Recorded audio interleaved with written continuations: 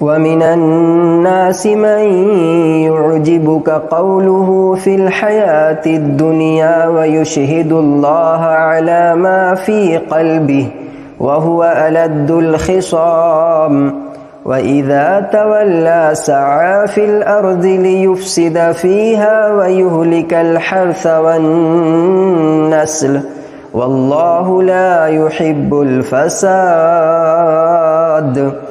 وإذا قيل له اتق الله أخذته العزة بالإثم فحسبه جهنم ولبئس المهاد. ومن الناس من يشري نفسه ابتغاء مرضات الله والله رؤوف بالعباد. يا أيها الذين آمنوا ادخلوا في السلم كافة ولا تتبعوا خطوات الشيطان إنه لكم عدو مبين. فإن زللتم من بعد ما جاءتكم البينات فاعلموا أن الله عزيز حكيم.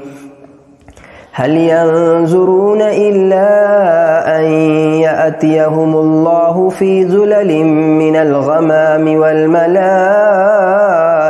وقضي الأمر وإلى الله ترجع الأمور. سل بني إسرائيل كم آتيناهم من آية بينة ومن يبدل نعمة الله من بعد ما جاءته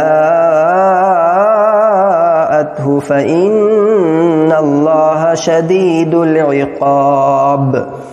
زين للذين كفروا الحياة الدنيا ويسخرون من الذين آمنوا والذين اتقوا فوقهم يوم القيامة والله يرزق من يشاء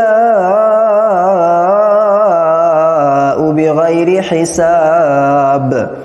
كان الناس أمة واحدة فبعث الله النبيين مبشرين ومنذرين وأنزل معهم الكتاب بالحق ليحكم بين الناس فيما اختلفوا فيه وما اختلف فيه إلا الذين أوتوه من بعد ما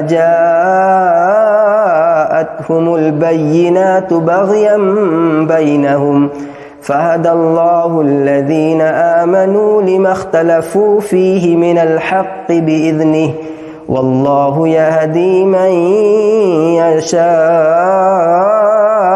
إلى صراط مستقيم.